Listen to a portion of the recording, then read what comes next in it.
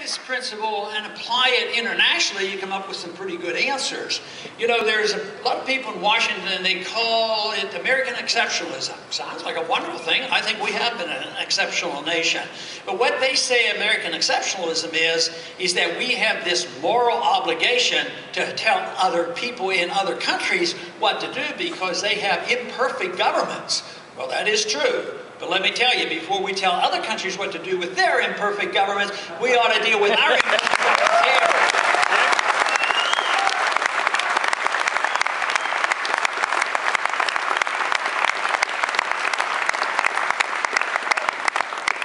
That might start with repealing the Patriot Act and getting rid of the Federal Reserve.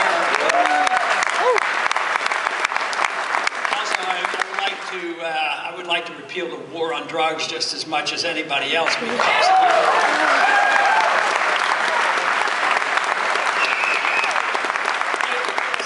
not that I have any sympathy for the drugs, because I think drugs are very dangerous, but I also know that prescription drugs kill more people than these illegal drugs, and they're very, very dangerous.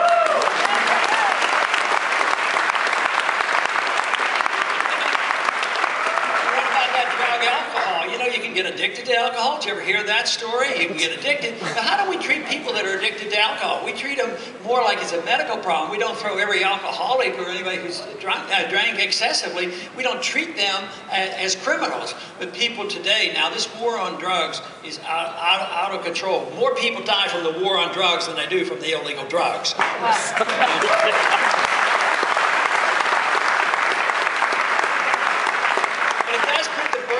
Responsibility on the individuals. The drugs are very dangerous, and prescription drugs are dangerous, and what we should be concerned about is legalizing choices and allowing you to pick what you want to do. Yes, you might make bad choices, and there's consequences to that.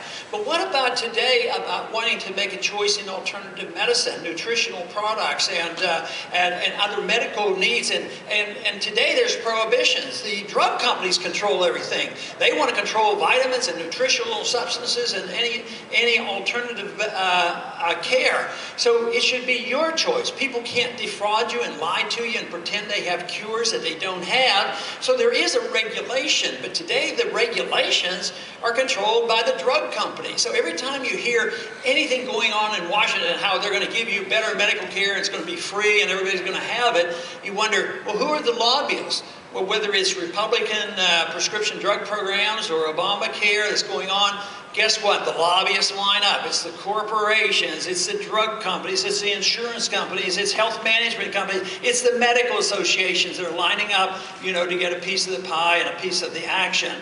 So this is, it doesn't solve the problem. And along with inflation, it pushes the prices up and takes away the competition. But on the foreign policy issue, I believe you can apply these same rules to foreign policy. I like to think about foreign policy ought to follow a golden rule. We know about the golden rule. You ought to treat your neighbor and your friends as you would like to be treated. That's not too complicated. All the major religions have virtually endorsed the principle of the golden rule. But it seems like that's the last thing we ever think about in our country, of the golden rule about treating other countries the way we would like to be treated.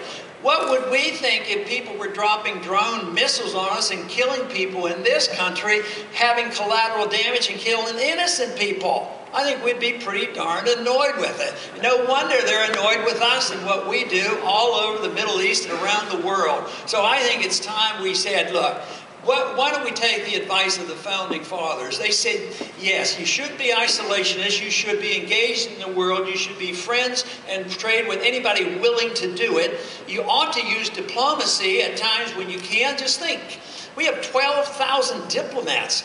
Don't you think it'd be a pretty good idea if we started using them once in a while? You know?